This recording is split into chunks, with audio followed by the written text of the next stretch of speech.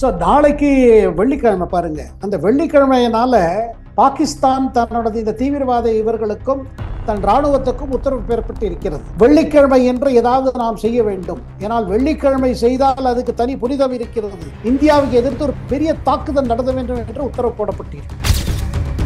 என்ன நடவடிக்கைகள் எடுக்க வேண்டும் ஆல்ரெடி நாம் எடுத்துட்டோம். நீங்கள் எல்லை பகுதியில் தாக்குதல் நடந்து கொண்டிருக்கிறது. ஆர்டிலரி கன்ஸ் மூலமா ஃபயர் பண்ணிட்டு இருக்காங்க. அதுக்காக நேற்று இரவே பார்த்தீங்கன்னா 3 கிராமங்கள் எல்ஓசிக்கு அந்த பக்கம் இருக்கிறது. பாகிஸ்தான் கண்ட்ரோல் செய்யும் எல்ஓசி அந்த 3 கிராமங்களை நாம் இது பண்ணிவிட்டோம் துப்பாக்கி சூட்டில். நேற்று இரவு இந்தியா அமெரிக்காவுக்கும் பிரான்ஸ் போல நாடுகளுக்கும் இஸ்ரேல் போல நாடுகளுக்கும் தெரிவித்திருக்கிறது என்ன என்றால், நாங்கள் முதல் கட்டம் ஆபரேஷன் செந்தூரை செய்துவிட்டோம். அடுத்த கட்டம் என்ன என்பதற்கான இதை அவர்களிடம் நாம் ஒரு இண்டிகேஷன் கொடுத்திருக்கிறோம். என்னவென்றால், நேற்று இரவில் இருந்து சிவா சார் லாகோரில் பாம்பு வெடித்துக் கொண்டிருக்கிறது. மக்களும் ராணுவம் பதற்றத்தில் யார் பாம்பு வைக்கிறார்கள் என்று தெரியவில்லை. லாகோரில் சியால்கோட்டில் 20 முழுக்கவும் பாகிஸ்தான் மக்களும் ராணுவர்களும் ஒரே புரியவில்லை, எங்கே பிளாஸ்ட் வருதுங்கிறாங்க. இது பின்னணியில் இந்தியா இருப்பதா இல்லையா நமக்கு தெரியாது. ஆனால் ஒன்று நிச்சயம், பாகிஸ்தான் அமாசுடன் கை கொடுத்தது காரணமாக இஸ்ரேல் ஒரு கண்ணு வைத்துக் கொண்டே இருக்கிறது பாகிஸ்தான் மீது. இப்ப அடுத்த வர இருக்க போறது என்ன பார்த்தீங்கன்னா, இவர்கள் எங்க மீண்டும் பதுங்குகிறார்கள், இவர்களுக்கு மீண்டும் பாகிஸ்தான் ராணுவம் என்ன செய்கிறது, இதை நாம பார்த்து கொண்டே இருக்கிறோம். இது தகவல் வந்த பிறகு அடுத்த நடவடிக்கைகள் ஏற்கப்படும். அதே நேரத்தில் பெரிய எச்சரிக்கை பாகிஸ்தானுக்கு. ஆபரேஷன் சிந்தூர் ஒன்றும் முடியவில்லை, தொடர்ந்து தாக்குதல் இருக்க போகுது.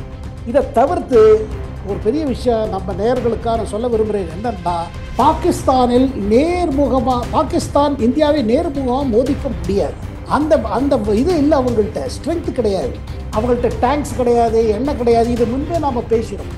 ஆகையால் அவர்கள் இன்னொரு போரில் கிளம்பி இருக்கிறார்கள். அந்த போர் என்ன என்றால்,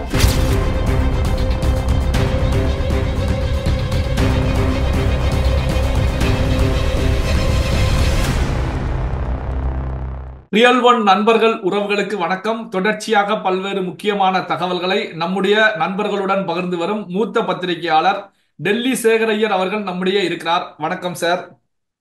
வணக்கம் சிவா சார். வணக்கம். இந்திய பிரதமர் மோடி அவர்கள் சொன்னதை செய்து காட்டியிருக்கிறார். பாகிஸ்தானுக்கு பதிலடி கொடுக்கப்பட்டிருக்கிறது. இப்போ பாகிஸ்தானை பொறுத்த வரைக்கும் இந்தியாவுக்கு எதிராக பதிலடி கொடுப்போம் அப்படின்னு சொல்லி பாகிஸ்தான் பிரதமர் தெரிவிக்கிறாங்க.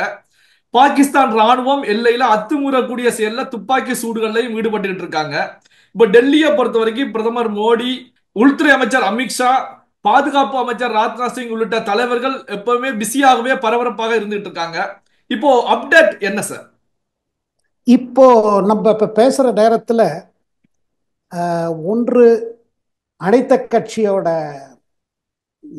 ஆல் பார்ட்டி மீட்டிங், அனைத்த கட்சி மாநாடு கூடி இருக்குது. அதை அரசு தரப்பிலிருந்து அவர்களுக்கு எடுத்து சொல்ல போகிறார்கள். மே 7ஆம் தேதி நடந்தது என்ன, என்னென்ன சாதனை நாம் இராணுவ வீரர்கள் புரிந்தார்கள், அதை பற்றி டீட்டெயில்டாக மேப்பு மூலமாக எல்லா எதிர்கட்சி தலைவர்களுக்கு ராஜ்நாத் சிங் எடுத்து சொல்ல போகிறார். சொல்லிக்கொண்டு ஆரம்பித்திருக்கிறார் இப்பொழுது நாம் பேசும்போது. இரண்டாவது மிக முக்கியமானது சிவா சார், அதுக்கு தான் நாம் ரியல் ஒன் நேயர்களுக்கு நாம் கூறுவது என்ன என்றால், நாளைக்கு வெள்ளிக்கிழமை புனித வெள்ளி எப்படி பார்த்தீங்கன்னா, இந்த தீவிரவாத இது இருக்கு பாருங்க, தீவிரவாதிகளுக்கு வெள்ளிக்கிழமை புனித வெள்ளியை அவர்கள் ஏதாவது தாக்குதல் செய்வதற்கு உபயோகப்படுத்துவார்கள். பாகிஸ்தான் நாளைக்காக தயார் கொண்டிருக்கிறது இந்தியா மீது ஒரு பெரிய தாக்குதல் செய்ய வேண்டும் என்று. ஸோ நாளைக்கு வெள்ளிக்கிழமை பாருங்க. அந்த வெள்ளிக்கிழமையினால பாகிஸ்தான் தன்னோட இந்த தீவிரவாத இவர்களுக்கும் தன் இராணுவத்துக்கும் உத்தரவு பெறப்பட்டு இருக்கிறது. வெள்ளிக்கிழமை என்று ஏதாவது நாம் செய்ய வேண்டும். ஏனால் வெள்ளிக்கிழமை செய்தால் அதுக்கு தனி புனிதம் இருக்கிறது. இந்தியாவுக்கு எதிர்த்து ஒரு பெரிய தாக்குதல் நடத்த வேண்டும் என்று உத்தரவு போடப்பட்டிருக்கு. இதையொட்டி இப்போது சிறிது நேரத்துக்கு முன்பு நமது national security adviser Ajit Doval 2ஆம் முறை என்று பிரதமரை சந்திச்சுட்டு வந்திருக்கிறார். அதுக்கு வேணுங்கிற என்ன இந்தியா தரப்பிலிருந்து என்ன இருக்கும் என்று கூறப்பட்டிருக்கிறது. என்ன நடவடிக்கைகள் எடுக்க வேண்டும் ஆல்ரெடி நாம் எடுத்துட்டோம். நீங்கள் எல்லை பகுதியில் தாக்குதல் நடந்து கொண்டிருக்கிறது. ஆர்டிலரி கன்ஸ் மூலமா ஃபயர் பண்ணிட்டு இருக்காங்க. அதுக்காக நேற்று இரவே பார்த்தீங்கன்னா 3 கிராமங்கள் எல்ஓசிக்கு அந்த பக்கம் இருக்கிறது. பாகிஸ்தான் கண்ட்ரோல் செய்யும் எல்ஓசி அந்த 3 கிராமங்களை நாம் இது பண்ணிவிட்டோம். துப்பாக்கி சூட்டில் ஒரு குண்டு சுட்டால் ஆர்டிலரி கன் மூலமாக நாம் 20 சுடுறோம். அதனால் அதுவும் இதாகப்படுது. இதை தவிர்த்து ஒரு பெரிய ரகசிய செய்தியை நான் கூற விரும்புகிறேன். நேற்று இரவு இந்தியா அமெரிக்காவுக்கும் பிரான்ஸ் போல நாடுகளுக்கும் இஸ்ரேல் போல நாடுகளுக்கும் தெரிவித்திருக்கிறது என்ன என்றால், நாங்கள் முதல் கட்டம் ஆபரேஷன் செந்தூரை செய்து விட்டோம். அடுத்த கட்டம் என்ன என்பதற்கான இதை அவர்களிடம் நாம் ஒரு இண்டிகேஷன் கொடுத்திருக்கிறோம். என்னவென்றால், நாங்கள் முதல் முறையில் இராணுவ இதை தாக்கவில்லை, நாங்கள் தீவிரவாதி இயக்கத்தின் இடங்களை தான் தாக்கினோம். இரண்டாவது, நாங்கள் கூடுமான வரைக்கும் எந்த சிவிலியன் ஏரியாஸை தாக்கவில்லை. அதாவது சாதாரண மக்களுக்கு எந்த விதமான பாதிப்பு இல்லாமல் நாங்கள் தாக்குதல் நடத்தியிருக்கிறோம். இதுக்கு பதிலாக பாகிஸ்தான் நாளைக்கு வெள்ளிக்கிழமை என்று நினைத்து எங்களோட மிலிட்டரி மேலேயோ சிவிலியன் டார்கெட் மேலேயோ ஏதாவது செய்தால் அப்புறம் அவர்களுடைய மிலிட்டரி டார்கெட்ஸை எல்லாத்தையும் ஒரேடியாக தாக்குவோம். 26 நிமிஷத்தில் 9 இடங்களை தாக்கினோம். அடுத்தது நாம் 26 அதே நிமிஷத்தில் 20 இடங்களை தாக்குவோம். இது எல்லாமே ஆர்மி ஏரியாஸா இருக்கும். அதாவது என்னன்னா, ஒரு குண்டு நீங்க போட்ட பிறகு எதுவுமே உங்களால் பண்ண முடியாது, அந்த மாதிரி நிலைமைக்கு வந்துடும். அது கராச்சி போர்ட்டா இருக்கட்டும், எதுவா இருக்கட்டும். நேற்று இரவில் இருந்து சிவா சார் லாகோரில் பாம்பு வெடித்துக் கொண்டிருக்கிறது. மக்களும் ராணுவம் பதற்றத்தில் யார் பாம்பு வைக்கிறார்கள் என்று தெரியவில்லை. லாகோரில், சியால்கோட்டில் 20 முழுக்கவும் பாகிஸ்தான் மக்களும் ராணுவர்களும் ஒரே புரியவில்லை, எங்கேயே பிளாஸ்ட் வருது பிளாஸ்ட் வருதுங்கிறாங்க. இது பின்னணியில் இந்தியா இருப்பதா இல்லையா நமக்கு தெரியாது. ஆனால் ஒன்று நிச்சயம், இதோட நீங்க நிறுத்திவிட்டீங்க சரியா போகும். அதனால்தான் ஒரு பாகிஸ்தான் அந்த இவர் இருக்கார் பாருங்க, ஒரு அமைச்சர், பாதுகாப்பு அமைச்சர் என்ன சொல்றாரு, இத்தோட நீங்க நிறுத்திட்டீங்கன்னா, ஆபரேஷன் சிந்தூர் 1 நிறுத்திட்டீங்கன்னா நாங்க ஒன்றும் மேலே செய்ய மாட்டோம், இதுக்கு முன்னாடி அணுகுண்டு தூக்கி போடுவோம்னு பேசிட்டு இருந்தாரு. இப்ப என்னன்னா, இது ஒன்று நிறுத்திட்டீங்கன்னா நாங்க ஒன்றும் பண்ண மாட்டோம். நாம கூறுவது என்ன என்றால், நாம எதுக்கு வெயிட் பண்ணிட்டு இருக்கோம் அதுவும் சொல்லிடுறேன் சிவா சார். ஏன் தொடர்ந்து என்ன என்ன தாக்குதல் இருக்கும் பார்த்தீங்கன்னா, தீவிரவாதிகள் இயக்கத்தில் மீதும் அவங்க பதுங்கிடங்கள் நேற்று தாக்குதல் நடந்திருக்கு. அதுக்கு பிறகு தப்பி ஓடின சில தீவிரவாதிகள் மற்ற இடம் சென்றிருக்கிறார்கள்.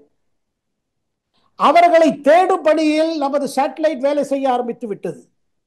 எங்க போயிருக்காங்க, எங்க அடுத்தது ஒழிச்சிட்டு இருக்காங்க, வேற எந்தெந்த ஊருக்கு போயிருக்காங்கன்னு நம்மளோட கோள்கள் தேடிக்கொண்டே இருக்கிறது. இந்த தேடலில் இஸ்ரேல் அமெரிக்கா போன்ற நாடுகள் நமக்கு ஹெல்ப் பண்ணிட்டு இருக்கு. இஸ்ரேல் குறிப்பா சொல்ல போனால் அவங்க இன்ஃபர்மேஷன் கொடுத்துட்டே இருக்காங்க. காரணம், இஸ்ரேல் ஏன் கண்டு வைத்திருக்கு தீவிரவாதி மீது ஒரு கேள்வி வரலாம். இஸ்ரேலுக்கு என்ன வந்தது, வேற ஒன்றும் இல்லை. அமாஸ் போல தீவிரவாதி குரூப்ஸை பாகிஸ்தானுக்கு அழைத்து அவர்களுக்கு மேடை கொடுத்து பேச வைத்தது பாகிஸ்தான் ராணுவம். பாகிஸ்தான் நேஷனல் அசம்பிளியில் கூட அவர்களை தலைவர்களை கூப்பிட்டு அவர்களுக்கு முக்கிய உரை கூறுவதற்கு செய்தார்கள். பிஓகே எடுத்து சென்று அவர்களை அவர்களுக்காக வரவேற்பு செய்தார்கள். ஆகையால் பாகிஸ்தான் அமாசுடன் கை கொடுத்தது காரணமாக இஸ்ரேல் ஒரு கண்ணு வைத்துக் கொண்டே இருக்கிறது பாகிஸ்தான் மீது. இப்ப அடுத்த வர இருக்க பொழுது என்ன பார்த்தீங்கன்னா, இவர்கள் எங்க மீண்டும் பதுங்குகிறார்கள், இவர்களுக்கு மீண்டும் பாகிஸ்தான் ராணுவம் என்ன செய்கிறது, இதை நாம பார்த்து கொண்டே இருக்கிறோம். இது தகவல் வந்த பிறகு அடுத்த நடவடிக்கைகள் ஏற்கப்படும். அதே நேரத்தில் பெரிய எச்சரிக்கை பாகிஸ்தானுக்கு, மீண்டும் நீங்கள் ஏதாவது செய்த முயன்றால், ஒரு ராக்கெட்டோ ஏதாவது நீங்க திருப்பி உள்ளுக்குள்ள அனுப்பிச்சிங்க, அப்போ ஒரேடியா அடுத்தது சீக்கிரமாவே ஆரம்பிச்சிடும். இந்த தகவல் நேற்றுக்கு கொடுக்கப்பட்டிருக்கு. அமெரிக்காவுக்கும் தெரியும், பிரசிடென்ட் ட்ரம்புக்கு தெரியும், பல இந்தியாவுடன் இருக்கும் பல நாடு தலைவர்களுக்கு இந்தியா தரப்பிலிருந்து கூறப்பட்டிருக்கிறது. இது ஒன்று. இரண்டாவது சிவா சார், இந்த நேரத்தில் நம்ம ரொம்ப முக்கியமா புரிஞ்சுக்கணும் என்னன்னா, நேற்றில் நடந்த தாக்குதலில் நமக்கு இன்னைக்கு டேட்டாலாம் அனலைஸ் பண்ணி பிரதமர் மோடிக்கு கூறியிருக்கிறார்கள், தோவல் எடுத்து சென்றார். என்ன என்றால், சேட்டலைட் பிக்சர்ஸ், தாக்குதல் நடத்த இடங்களில் எந்த மாதிரி சேதம் ஏற்பட்டிருக்கு, எவ்வளவு தீவிரவாதிகள் கொலை செய்யப்பட்டிருக்கிறார்கள். பாகிஸ்தானே கூறுவது 26 பேர் தான். ஆனால் பாகிஸ்தானில் ஒரு தகவல் என்னால் குறைந்து 50, 60. இந்திய ராணுவம் நினைக்கிறது 90 பேர் கூட இருக்கலாம். இவர்களை கௌரவிச்சு நேற்றைக்கு பார்த்தீங்கன்னா பாவல்பூரில் பாகிஸ்தான் ராணுவம் அவர்களுக்காக கௌரவிச்சிருக்கு. அவர்களை அடக்கம் செய்வதற்கு முன்றுக்கு மலர் வளையங்கள் வைக்கப்பட்டிருக்கு பாகிஸ்தான் ராணுவ தரப்பில் இருந்து. அப்ப இதுல இருந்து என்ன தெரிகிறது? இந்த தீவிரவாதிகள் பல பேர் பாகிஸ்தானின் ராணுவ வீரர்கள். இது ஜிஹாதி ஃபைட்டர்ஸ் இல்ல, பேருக்கு ஜிஹாதி ஃபைட்டர்ஸ், யூனிஃபார்ம் போடாத பாகிஸ்தான் ராணுவ வீரர்கள். ஜம்மு காஷ்மீரில் தீவிரவாதத்தில் ஈடுபட்டிருக்கும் இளைஞர்கள் பல பேர் பாகிஸ்தானி கமாண்டோ ராணுவ வீரர்கள். இல்லைன்னா சீஃப் ஆஃப் ஆர்மி ஸ்டாஃப் எதற்கு மலர் வளையம் வைக்க வேண்டும்? இது ஒரு பக்கம். இரண்டாவது பக்கம், இதுதான் முக்கியமான, இது நம்ம ரியல் ஒன் நேயர்ஸ்க்காக ஸ்பெஷலாக நான் சொல்வது என்ன என்றால், பாகிஸ்தான் புரிந்து கொண்டு விட்டது இந்தியா இதோட நிப்பாட்டாது. ஏன்னா அங்க இருக்கிற டெரர் ஃபேக்டரி சொல்லுவாங்க பாருங்க, தீவிரவாதம் ஃபேக்டரி வச்சிருக்காங்க. ஏழை இளைஞர்களை கூப்பிட்டு அவர்களை பிரெயின் வாஷ் செய்து, நீங்கள் இதை செய்தால் அல்லாஹ் உங்களை சொர்க்கத்துக்கு கொண்டு போவார் என்று அவர்களை போய் புரோபகண்டா செய்து அவர்களை தீவிரவாதத்தில் இயக்கத்துக்குள் அவர்களை எப்படியாவது சேர்த்து விட்டு அவர்களை ஏமாற்றி கையில் ஒரு துப்பாக்கியை கொடுத்து, சென்று வாருங்கள் ஜம்மு காஷ்மீரில் அங்க தீவிரவாதம் செய்யுங்கள், உங்கள் குடும்பத்துக்கு 1 லட்சம் 2 லட்சம் ரூபாய் நாங்கள் தந்து விடுவோம் என்று ஏமாற்றி வருகிறார்கள். இந்நிலையில் தான் இந்தியா என்ன செய்திருக்கின்றால், 2 பிளான். ஒன்று ஷார்ட் டேர்ம் பிளான், எது நேற்றுக்கு நீங்கள் பார்த்தீர்கள். இரண்டாவது long term plan. Long term plan என்னன்னா, தொடர்ந்து இவர்கள் ஏரியா மேல தாக்குதல் நடந்து கொண்டே இருக்கும். ஆபரேஷன் சிந்தூர் ஒன்றும் முடியவில்லை, தொடர்ந்து தாக்குதல் இருக்க போகுது. இதை தவிர்த்து ஒரு பெரிய விஷயம் நம்ம நேயர்களுக்காக சொல்ல விரும்புகிறேன் என்னன்னா, பாகிஸ்தானில் பாகிஸ்தான் இந்தியாவை நேர்முகமாக மோதிக்க முடியாது. அந்த அந்த இது இல்லை, அவங்கள்ட்ட ஸ்ட்ரென்த் கிடையாது, அவங்கள்ட்ட டேங்க்ஸ் கிடையாது, எண்ணெய் கிடையாது. இது முன்பே நாம பேசினோம். ஆகையால் அவர்கள் இன்னொரு போரில் கிளம்பி இருக்கிறார்கள். அந்த போர் என்ன என்றால் இன்ஃபர்மேஷன் வார். சோஷியல் மீடியா மூலமாக மோடிக்கு எதிர்த்து இருக்கிற கட்சிகள், மோடிக்கு எதிர்த்து இருக்கிற கட்சி ஆதரவர்கள் சப்போர்ட்டர்ஸ் பிளஸ் இந்த சோகால்டு மதசார்பற்ற பத்திரிகை துறையில் இருக்கும் சில பத்திரிகையாளர்கள் மூலமாக ஒரு பரப்பை கொண்டு வருகிறார்கள். என்ன, நேற்று இந்தியாவோட 3 பிளேன் சுட்டப்பட்டு கீழே இறக்கப்பட்டது, ஒரு ரஃபால் கீழ் விழுந்துருச்சு. இது பல அல் ஜசீரா, CNN போல, அதாவது குளோபல் டெலிவிஷன் சேனல் மூலமாக இதை பரப்புகிறார்கள், சோஷியல் மீடியா மூலம் பரப்புகிறார்கள். எதற்கென்றால், ஒரு பிளேன் விழுந்துச்சுன்னா நம்ம என்ன மறப்போம்? அதை தவிர்த்து நம்ம வீரர்கள் யாரா இருந்தாலும் சரி, ஒரு பிளேன் கிராஷில் செத்தாலும் சரி, அவர்களை நாம் கௌரவிக்கிறோம். நம்ம இந்தியாவுக்கு நம்ம இந்த மாதிரி மறைக்க மாட்டோம். ஆனா தொடர்ந்து நீங்க பாத்தீங்கன்னா சோஷியல் மீடியால இது போட்டுட்டே இருக்காங்க. இங்க பிளேன் விழுந்துருச்சு, இங்க 3 பிளேன் விழுந்துருச்சு, பழைய பழைய போட்டோ எல்லாம் எடுத்து போடுறாங்க.